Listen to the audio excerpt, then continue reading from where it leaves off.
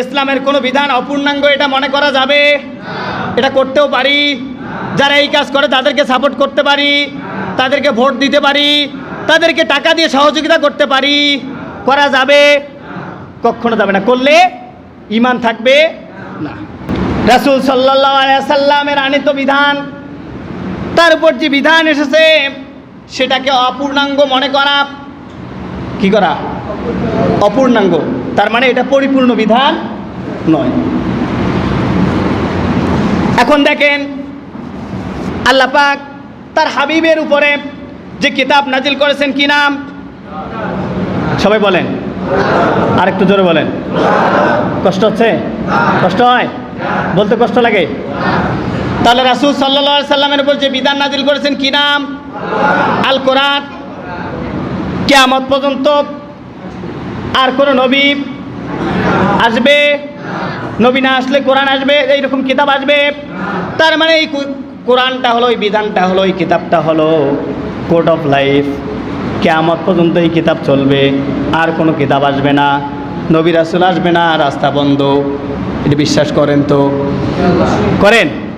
তাহলে এখন আসেন, এই যে বিধান দিলেন এটা পূর্ণাঙ্গ একটা বিধান, এর মধ্যে কোনো অসম্পূর্ণ সন্দেহ?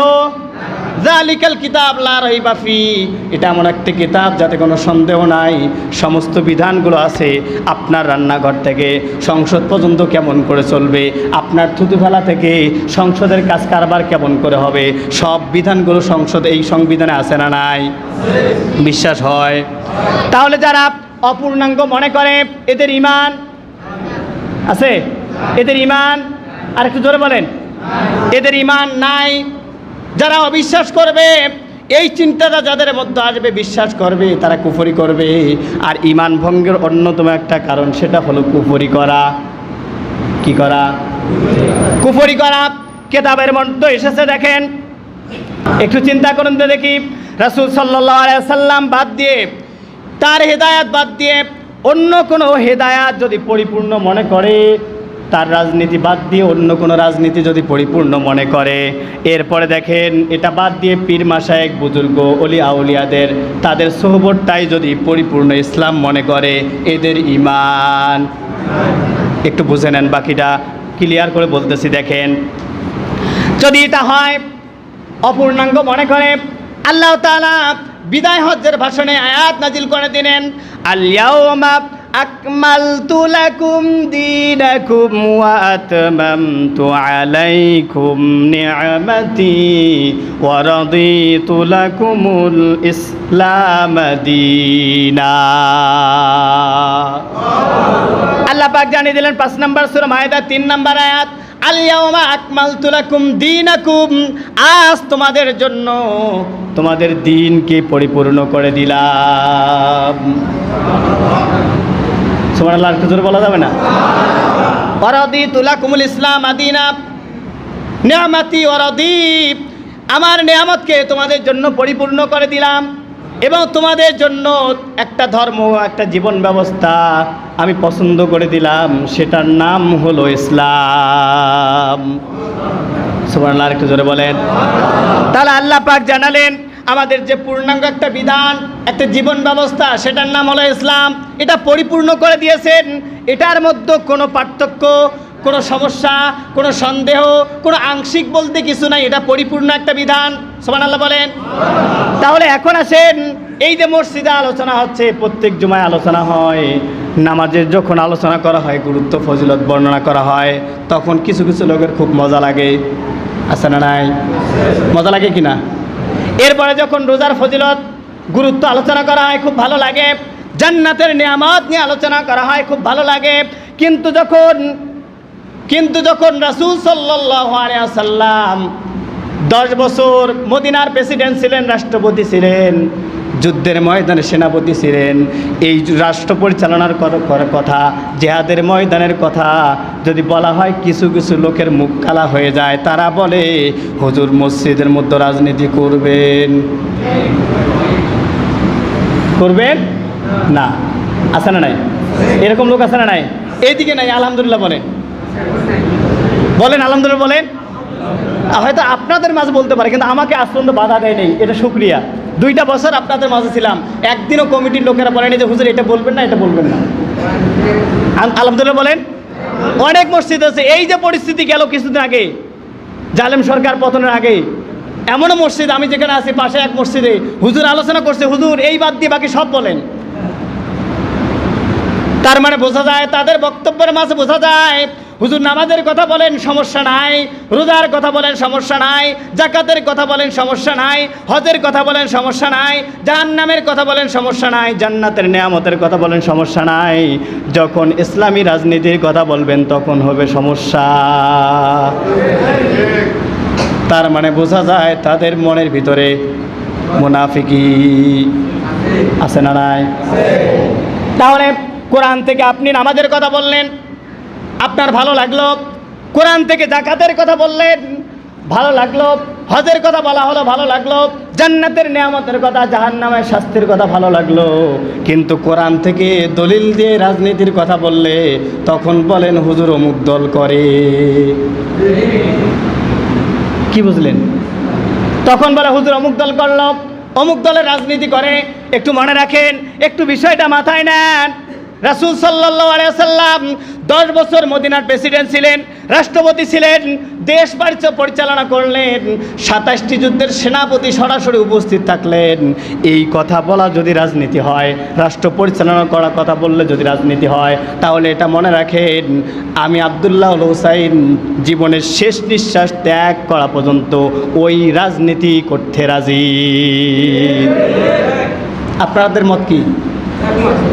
হ্যাঁ, একমত?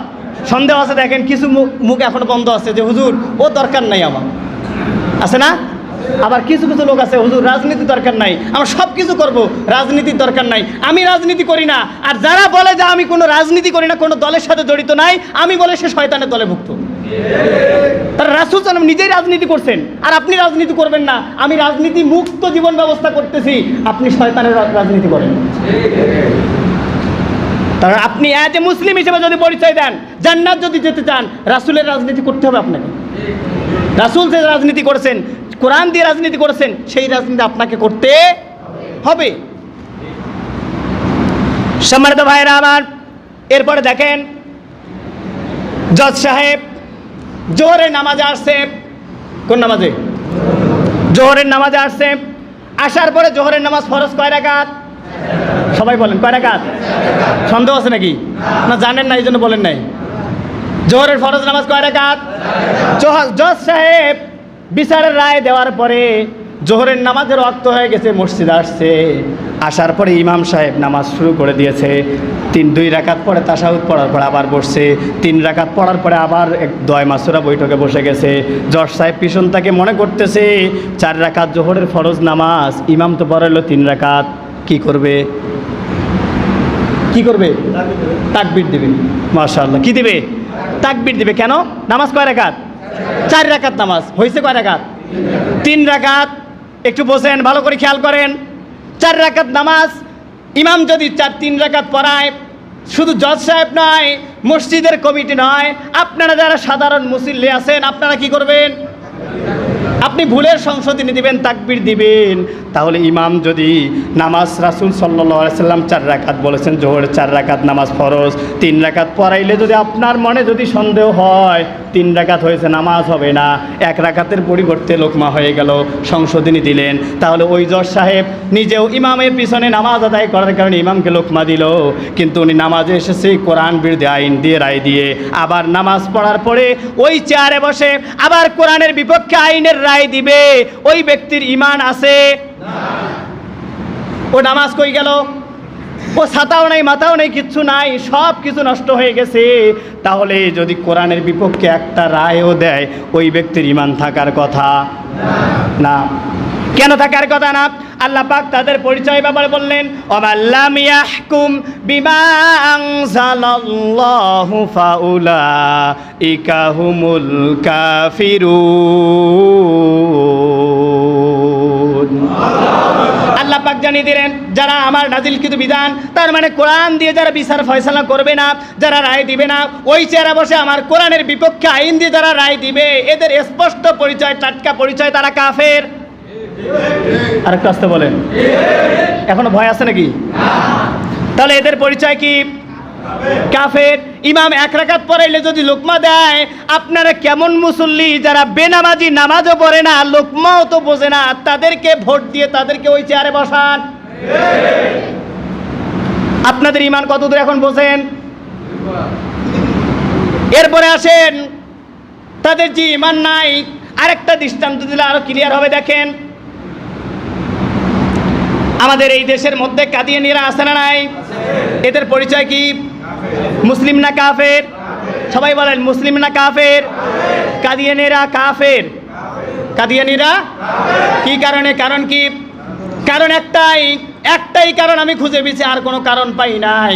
তারা নামাজ পড়ে, রোজা রাখে, হজ করে, যাকাত দেয়, দান সাদাকা করে, ভালো কাজ করে, সব কাজ করে, ইসলামের বিধান সব মেনে চলে, কিন্তু এক জায়গায় ভেজাল, রাসূল সাল্লাল্লাহু আলাইহি ওয়াসাল্লামকে খাতামান নাবিয়িন মানে না। কি মানে না? শুধুমাত্র 4টা অক্ষর, খাতামের মধ্যে 4টা অক্ষর, খ আলিফ তা মিম, কয়টা? 4টা অক্ষর না মানার কারণে কাদিয়ানীর যদি কাফের হয়, আল্লাহ পাক কোরআনের মধ্যে বিধান দিলেন, ওয়াসসারিকু ওয়াসসারিকাতু ফাকদাউ আইদিয়াহুমা জাযাআম বিমা কাসাবা নাকালাম মিনাল্লাহ।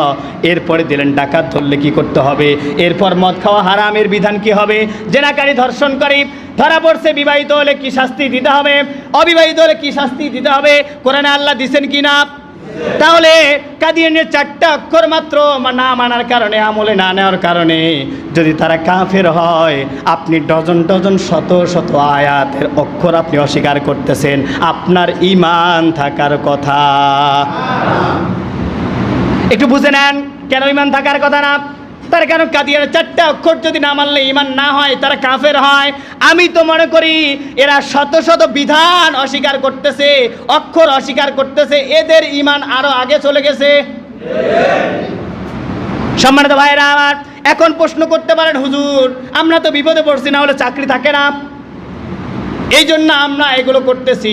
ভাই আপনাকে চাকরি করতে বলছে কে? আপনাকে জান্নাত, চিরস্থায়ী একটা জায়গা, আখেরাতে জান্নাত এবং জাহান্নাম আছে, দুনিয়ার তো ক্ষণস্থায়ী জায়গা।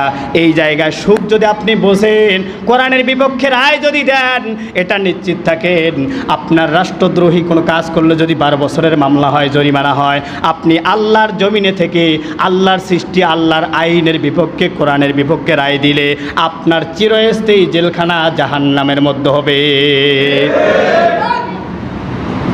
সম্মানিত ভাইয়েরা আমার, এখন আসেন, এরা যে নামাজ, রোজা, হজ, যাকাত সব কিছু করে, এরপরে দেখা যায় কোরআনের বিপক্ষে আইন পাস করে, সেটাকে সাপোর্ট দেয়, ভোট দিয়ে সমর্থন করে, ডাইরেক্ট ইনডাইরেক্ট সমর্থন করে। তার মানে বোঝা যায় এই কাজগুলো যারা করবে এদেরও ঈমান। এখন প্রশ্ন করতে পারেন, হুজুর আমরা তো নামাজ পড়ে, রোজা রাখি, তাহাজ্জুদ পড়তে তো করা ফেলাইছি, দান সাদাকা করছি, 560টা মডেল মসজিদ তৈরি করে দিছি, কোনো সমস্যা নাই,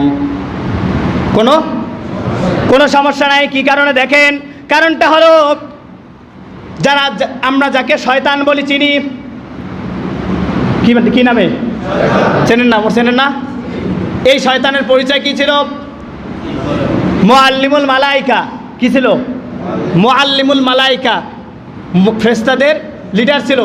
এই ফেরেশতাদের লিডার এমন আমল করছে, করতে করতে করতে করতে সমস্ত ফেরেশতাদের লিডার হচ্ছে এই শয়তান, মুআল্লিমুল মালাইকা ছিল। কিন্তু আল্লাহ পাক যখন আদমকে সৃষ্টি করলেন, আল্লাহ পাক জানিয়ে দিলেন, ওয়াইজ কুলনা লিল মালাইকাতি ইসজুদু লিআদামা ফাসাজাদু ইল্লা ইবলিস। আদমকে যখন সৃষ্টি করার পরে সমস্ত ফেরেশতাদেরকে বললেন, তোমরা আদমকে সেজদা করো। ওই সময় এক পাশে ইবলিস দাঁড়িয়ে থাকলো, সেজদা করলো না। আবা ওয়াস্তাকবারা ওয়া কানা মিনাল কাফিরিন, অহংকার করে বসে রইল। এই অহংকার করার কারণে সে ওই সময় কয়টা হুকুম লঙ্ঘন করেছে? কয়টা? সবাই বলেন। একটা, শুধুমাত্র উসজুদ লি আদামা, আদমকে সেজদা করো, এই হুকুমটা না মানার কারণে সমস্ত জীবনের আমলগুলো বন্ধ হয়ে যায়। আল্লাহ যদি জান্নাত থেকে বের করে দিতে পারে, আপনাকে যদি, শয়তানকে যদি জান্নাত থেকে বের করে দিতে পারে, তাহলে আপনি কি এমন আমল করছেন? আপনার নামাজ, রোজা, হজ, যাকাত এগুলো আপনার সব কিছু ঠিক আছে, কিন্তু আপনার মনে মনে চিন্তাটা হলো কোরআনের আইন আমি চাই না। আপনার ঈমানও গেছে, আমও গেছে, সালাও গেছে, ফাঁকতে জাহান্নামের মধ্যে, শয়তানের মতো যেতে হবে। সম্মানিত ভাইয়েরা আমার, এরপরে যদি বুঝে না আসে, আর আমার বোঝানোর মতো ক্ষমতা নেই। এত স্পষ্ট কথাই যদি না বোঝেন, আর বোঝার মতো ক্ষমতা নাই। সম্মানিত ভাইয়েরা আমার, এখন আসেন, তাহলে আজ থেকে ইসলামের কোনো বিধান অপূর্ণাঙ্গ এটা মনে করা যাবে? এটা করতেও পারি। যারা এই কাজ করে তাদেরকে সাপোর্ট করতে পারি, তাদেরকে ভোট দিতে পারি, তাদেরকে টাকা দিয়ে সহযোগিতা করতে পারি। করা যাবে? কখনো যাবে না। করলে ঈমান থাকবে না।